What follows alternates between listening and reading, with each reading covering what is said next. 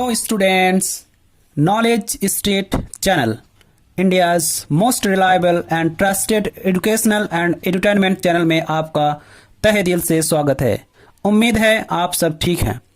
Dear students, आज हम सब क्लास 10th की mathematics chapter 2 step by step solve करेंगे।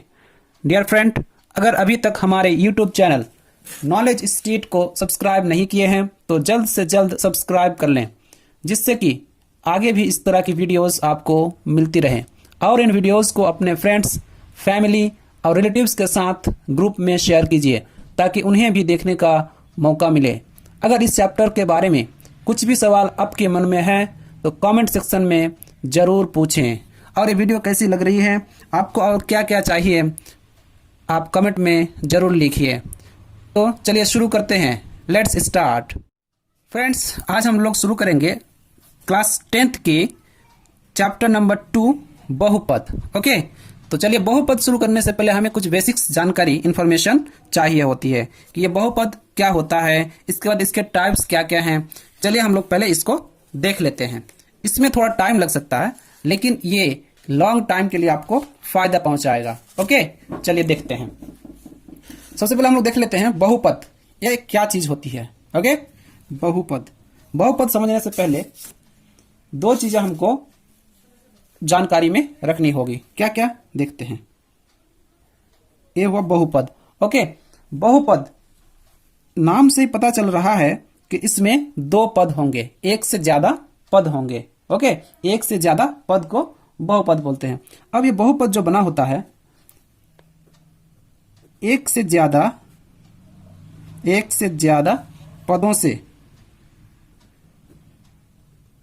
पदों से बना होता है। ओके, एक से ज्यादा पदों से बना होता है। ये जो मैं लिख रहा हूं इसे आप जरूर नोट कर लें ताकि आपको समझने में आसानी हो जाए। ओके, चलिए बहुपद। फिर यह बहुपद किन किन चीजों से बना होता है। ठीक है, एक होता है चर और एक होता है अचर, जिसको वेरिएबल और नॉन वेरिएबल कह सकते हैं आप, कांस्टेंट। ओके, चर जो वैल्यू होता है, ओके, ये इसका मान ये बदल सकता है। ये जैसे कि आपका हो गया x, y, z, a, b, c etcetera आदि, ये सारी चीजें चर होती है, इसके मान बदल सकते हैं। ओके, और अचर ऐसी चीजें होती है, ऐसी संख्याएं होती है जो अनचेंजेबल होता है। ओके, जिसको चेंज नहीं कर सकते हैं आप। जैसे कोई संख्या है 1, 2, 3 या √3 एटसेट्रा, ये सारी चीजें अचर होती है, अर्थात इसको बदला नहीं जा सकता। ओके, चलिए ये हो गया चर और अचर। इस चैप्टर में एक और पद आता है, एक और डेफिनेशन आता है जिसको हम लोग कहते हैं बीजीय व्यंजक। ओके, चलिए बीजीय व्यंजक क्या होता है वो भी हम लोग देख लेते हैं। बीजीय व्यंजक जिसको अलजेब्रिक एक्सप्रेशन कहते हैं, अलजेब्रिक एक्सप्रेशन। ओके, अब अलजेब्रिक एक्सप्रेशन क्या होता है इसको हमें समझने की जरूरत है। चलिए, इसकी डेफिनेशन होती है किसी निश्चित चर तथा अचर राशियों के योग। इसका डेफिनेशन आप लिख सकते हैं, किसी निश्चित चर। ये सारी चीजें बेसिक चीजें हैं। जब तक आप ये नहीं समझेंगे आपको ये चैप्टर क्रिस्टल क्लियर नहीं होगा। सो आपको ये समझाया जा रहा है। ओके, चलिए हम लोग समझते हैं इसको। किसी निश्चित चर तथा अचर, जैसे कि आपको बताया गया है, चर वो चीज होती है, वो संख्या होती है जो जिसका मान बदल सकता है। अचर मतलब जिसको चेंज नहीं कर सकते हैं। ओके, किसी चर तथा अचर राशियों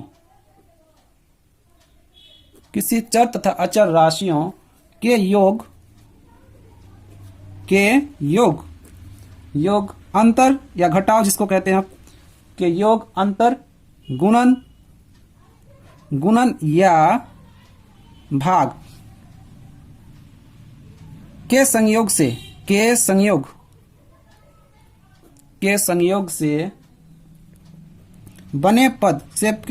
बने पद को क्या कहते हैं, बीजीय व्यंजक कहा जाता है।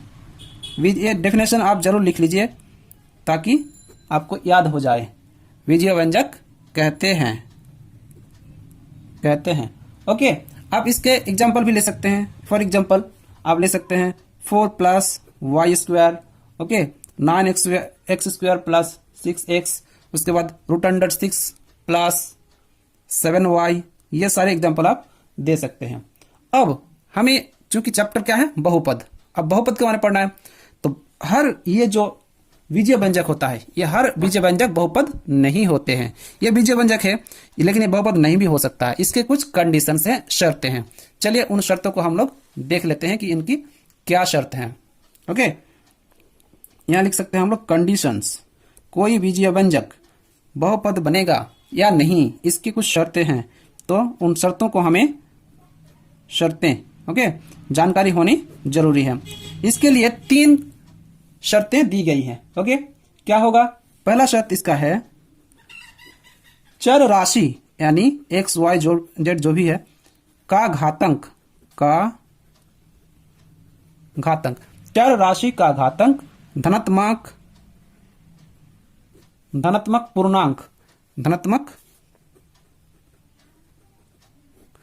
पूर्णांक हो।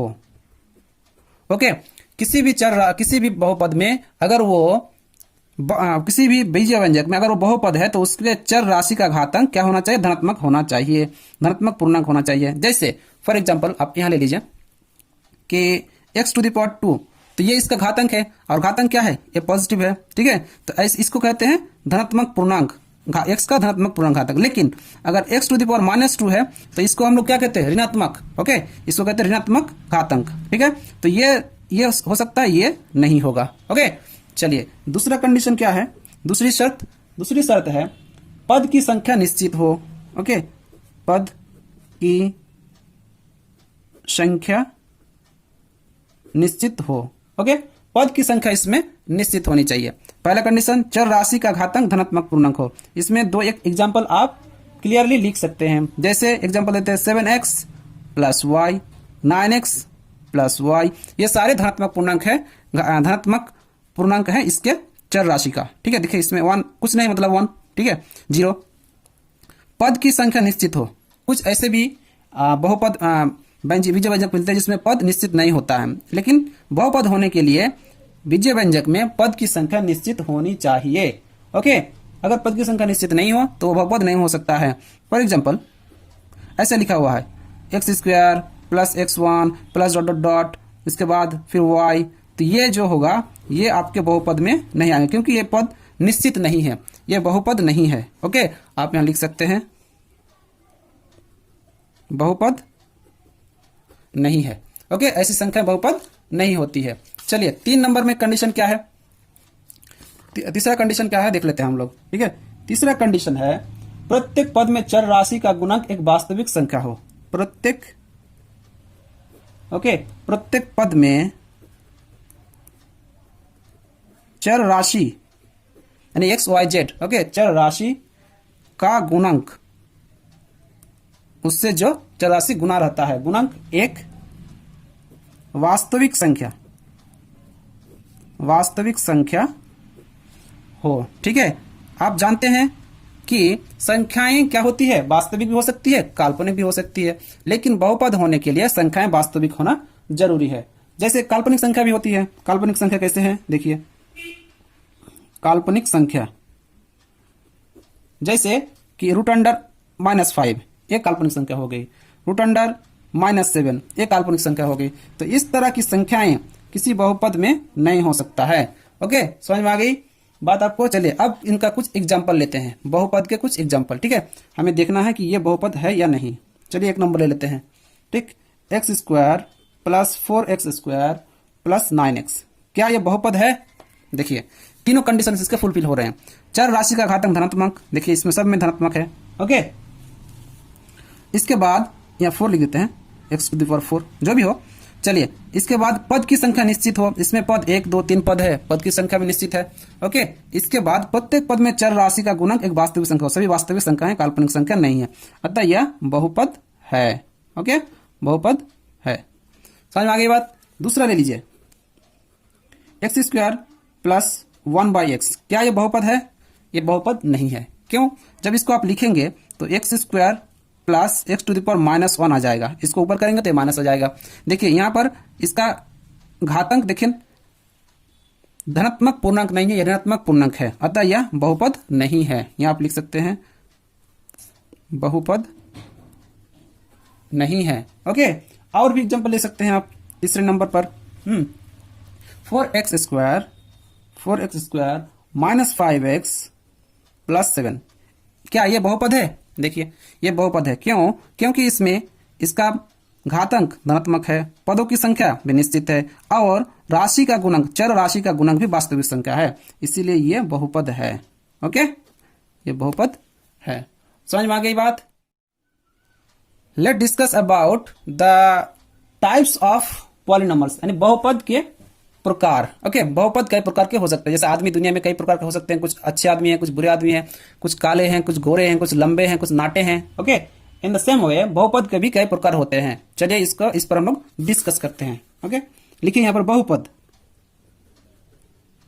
बहुपद। ठीक है, ये बहुपद 3 प्रकार के हम लोग देख सकते हैं। एक होगा एक पदी, एक पदी। ठीक है, दूसरा होता है द्विपदी, द्विपदी, और तीसरी होती है त्रिपदी। ये नाम से क्लियर है, ये नाम से ही यहाँ पर स्पष्ट है। एक पदी मतलब इसमें एक पद होगा, द्विपदी मतलब इसमें द्विपद होंगे, यानी कि 2 पद होंगे। ओके, त्रिपदी मतलब 3 पद होंगे। एक पदी एग्जांपल आप लिख सकते हैं 6x 4x x square. Okay, ये सब एक पदी हो गए। द्विपदी का मतलब example 6x square plus x। Okay, 3x square plus x, ये सभी द्विपदी है। त्रिपदी क्या होगा? देखिए x cube plus 2x plus 7, ये सारे जो होते हैं त्रिपदी हैं, क्योंकि इसमें त्रिपद है, 1 2 3 त्रिपद। ओके, ये हो गया बहुपद के प्रकार। एक होता है शून्य बहुपद। आप कहेंगे शून्य बहुपद मतलब इसमें कोई पद ही नहीं होगा। जी नहीं, इसमें पद तो होंगे। ओके, लेकिन इसका अलग अलग प्रकार है। ठीक, चर इसमें क्या होता है? इसमें चर की घात शून्य होता है। इसमें शून्य बहुपद उसको कहते हैं, शून्य बहुपद जिसमें चर की घात मतलब पावर शून्य होते हैं। एग्जाम्पल के तौर पर आप लिख सकते हैं, एग्जाम्पल 6 7 1/2, ये सभी शून्य पद हैं, शून्य पद हैं। यहां लिख दीजिए सभी शून्य पद हैं। क्यों शून्य पद है? हम इसको 6 को 6x⁻0 लिख सकते हैं। ओके, क्यों? क्योंकि x⁻0 का मान 1 होता है। किसी भी संख्या, किसी भी चर राशि के ऊपर अगर 0 रहे तो उसका मान 1 ही होता है। y⁻0 तो ये भी 1 हो जाएगा, z⁻0 तो ये भी 1 हो जाएगा। ओके, ये 1 होता है। तो 6x तो x⁻6 इंटू x⁻0। ओके, इसका मतलब इसका चर की घात कितनी है? शून्य है, इसलिए ये शून्य बहुपद हो जाएगा। 7 का हम लोग 7 इंटू x⁻0 लिख सकते हैं। क्यों? x⁻0 का मान 1 होता है, 7 इंटू 1 7 ही होता है। ओके, इसीलिए ये भी शून्य बहुपद है, अर्थात शून्य बहुपद या शून्य पद, शून्य बहुपद। समझ में आ गई बात? इस तरह हम लोग देखते हैं कि शून्य पद या शून्य बहुपद, शून्य बहुपद, इसमें चर की घात शून्य रहती है। ओके, अब आ जाइए शून्य के मूल या शून्यक जिसको कहते हैं, बहुपद के शून्यक या मूल, इसके बारे में हम लोग चर्चा करते हैं। क्या लिखेंगे? सबसे पहले टॉपिक होगा, ये सारी चीजें बेसिक चीजें हैं, जब तक इसको आप समझेंगे नहीं, हम लोग इसको समझते नहीं है, तो तब तक हम लोग इसको बना नहीं पाएंगे। ओके, इसलिए हमें इनको समझनी चाहिए। बहुपद के शून्यक, ये क्या चीज होती है? शून्यक, या इसको आप मूल भी कह सकते हैं, मूल, बहुपद के शून्यक या मूल। चलिए इस पर हम लोग डिस्कस करते हैं कि ये क्या चीज होती है।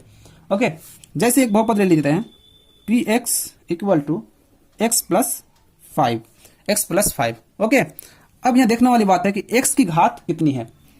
x यानी चर की घात जितनी होगी, ओके, उतना ही इसका क्या होगा? शून्यक होगा। घात जितनी, शून्यक भी उतनी ही होती है। ओके, यहाँ पर घात कितनी है? एक घात है, पावर 1 है। ओके, कुछ नहीं मतलब 1 है, तो इसकी शून्यक भी 1 होगी। यहाँ पर लोग एक टर्म लिख सकते हैं, घात जितनी ओके, शून्यंक भी उतनी होती है, शून्यंक भी उतनी, एक बेसिक चीज है, इसे आपको याद रखना है। ओके, ये हमें याद रखना चाहिए, घात जितनी शून्यंक भी उतनी होती है। चलिए अब इसका हम लोग शून्यंक निकालेंगे। ओके, शून्यंक निकालने के लिए क्या करते हैं, शून्यंक के लिए, शून्यंक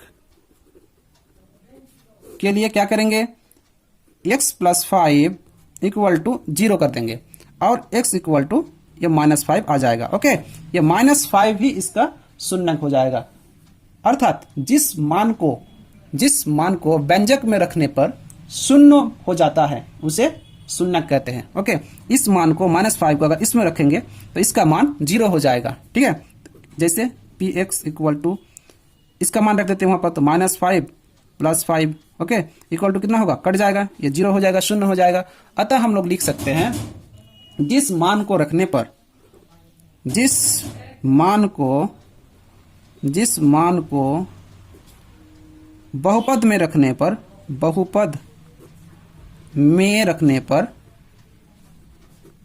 समझ में आ रही बात,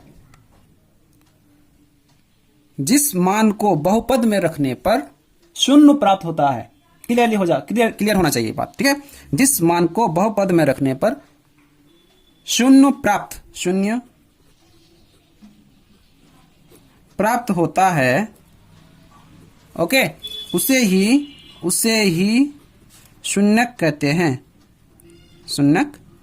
हैं, या यहां पर लिखा हुआ है मूल। ओके, समझ में आ गई बात। If you have any type of problem, okay, if you have any problem please write in the comment section, comment section में आप लिखिए। ओके, हम लोग देखेंगे इसको सॉल्व करने के लिए। चलिए एक और टर्म यहां पर है, उसको भी हम लोग देख लेते हैं। चलिए बहुपद से संबंधित और 2 टर्म हम लोग सीख लेते हैं, 2 या 3 टर्म और ज्यादा सीख लेते हैं, उसके बाद हम लोग एक्सरसाइज में चले जाएंगे। ओके, एक इसमें आपकी किताब में लिखी हुई है रैखिक बहुपद, ये क्या चीज होती है, चलिए समझते हैं। रैखिक बहुपद, ओके, आपको बहुपद समझ में आ गया है। चलिए, हमें रैखिक बहुपद को क्या कहते हैं, इसको कहते हैं linear polynomial. Okay, linear, English भी बीच बीच में इस्तेमाल करते रहिए, पॉलिनोमियल। ओके, लीनियर पॉलिनोमियल, ये क्या चीज होती है। अब देखिए, जिस बहुपद में x या चर की अधिकतम घात 1 होगी, ओके, तो क्या होगा, ये हो जाएगा आपका लीनियर इक्वेशन या लीनियर पॉलिनोमियल। लिखते हैं x की अधिकतम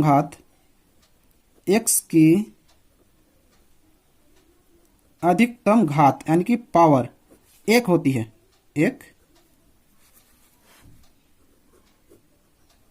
होती है, इसको कहते हैं लीनियर या रैखिक बहुपद। ओके, अब द्विघात बहुपद क्या होता है, देखिए, द्विघात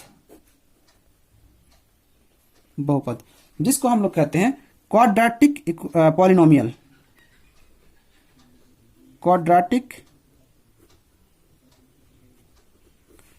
पॉलिनोमियल। ओके, ये क्या होती है, x की अधिकतम घात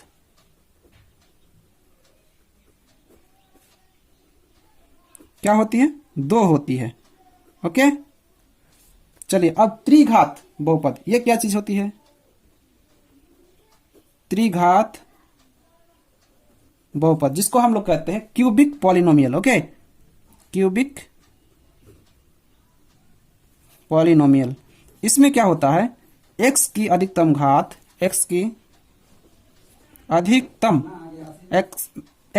मैक्सिमम 3 होती है। ओके, ये हो गई बेसिक्स जानकारी इस चैप्टर के बारे में। अब हम लोग सॉल्व करेंगे 2.1, प्रश्न नंबर 2.1 क्वेश्चंस में चले जाएंगे। ओके, एक और चीज यहां समझने की जरूरत है कि रैखिक बहुपद लिखते टाइम मैंने यहां लिखा x की अधिकतम घात 1 होती है, यहां पर x लिखा हुआ है, लेकिन ये चर x भी हो सकता है, y भी हो सकता है। ओके, ये चर राशि है। ओके, तो इसको आप लोग x भी लिख सकते हैं या y भी, यहां पर x y कुछ भी हो सकता है, y भी हो सकता है, z भी हो सकता है। ओके, इसलिए x y z a b c, इसमें चर राशि कुछ भी हो सकता है, सिर्फ x की बात नहीं है। ओके, चलिए अब हम लोग चैप्टर की ओर चलते हैं। 2.1 में एक चीज अब हमें यहाँ सीखनी पड़ेगी कि अगर कोई ग्राफ है, ठीक है, इसके बीच जो बिंदु होती है, ओके, इसको हम लोग लिखते हैं, इसका नाम होता है केंद्र। क्या नाम होता है? केंद्र, या आप सेंटर भी लिख सकते हैं, केंद्र, जिसको हम 0 पॉइंट से दर्शाते हैं, इसको केंद्र बोलते हैं। और इस साइड जो होता है ये x होता है, इधर x डैश होता है, ओके, ये ऊपर y और नीचे y डैश, ठीक।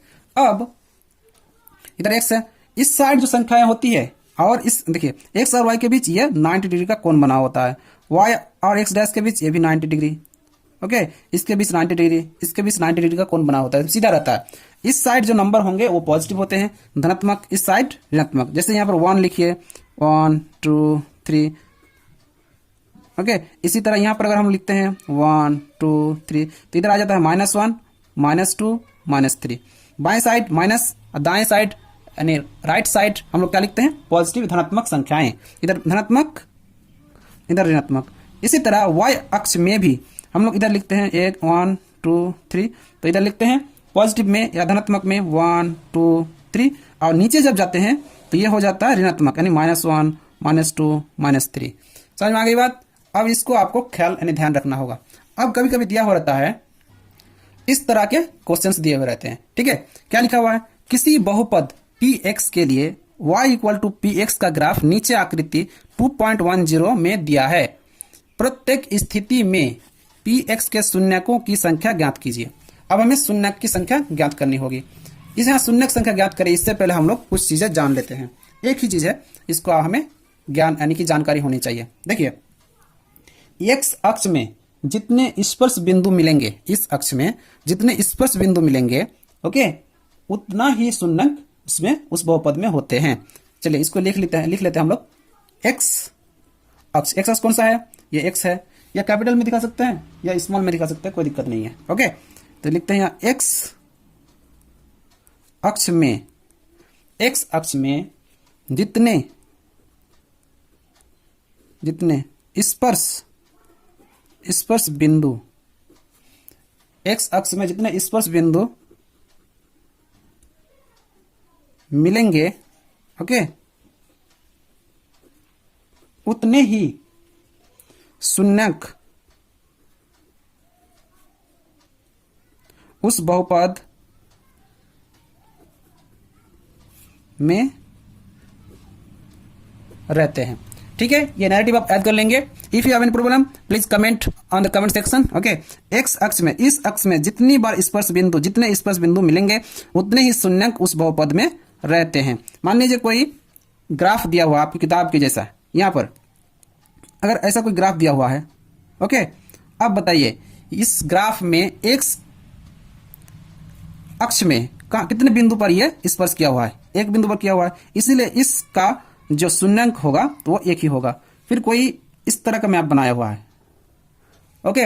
अब बताइए इसमें एक्स अक्ष में कहाँ कितनी बार स्पर्श किया गया है? देखिए यहाँ पर एक बार स्पर्श किया गया है, यहाँ पर एक बार स्पर्श, इसलिए यहाँ शून्यंक कितने होंगे? शून्यंक हो जाएंगे 2। यहाँ हो जाएगा शून्यंक बराबर 2, यहाँ शून्यंक बराबर 1, ओके।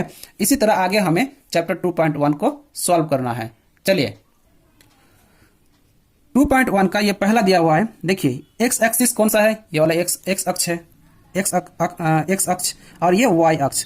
क्या ये जो दिया हुआ है बहुपद का आकृति या ग्राफ, क्या ये एक्स अक्ष को कहीं पर भी ये टच कर रहा है? कहीं पर भी स्पर्श कर रहा है एक्स अक्ष को?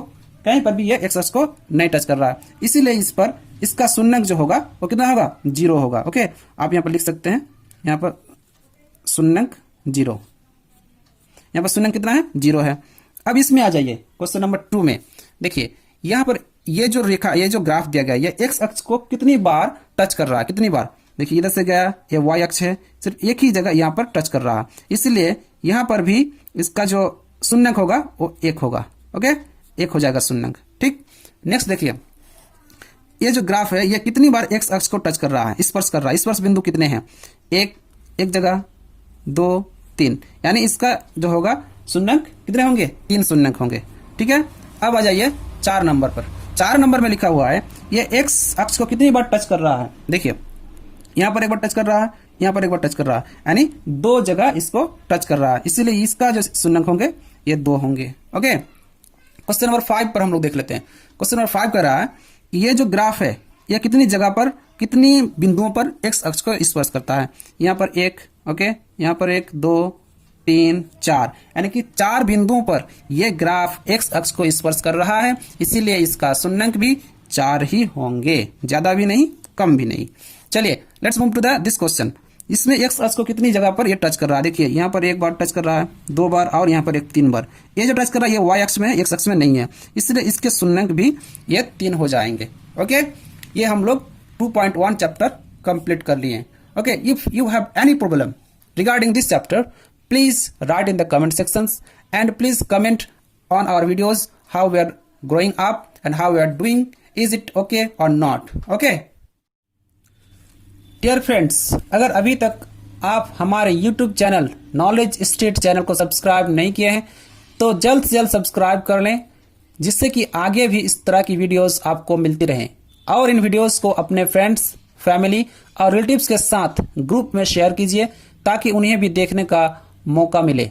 अगर इस चैप्टर के बारे में कुछ भी सवाल आपके मन में है तो कमेंट सेक्शन में जरूर पूछिए, हम उन क्वेश्चंस का जरूर जवाब देंगे और इन्हें आप देखते रहें, जिससे कि आपका ये चैप्टर आगे भी कंटिन्यू होता रहे। Okay, thank you, bye bye.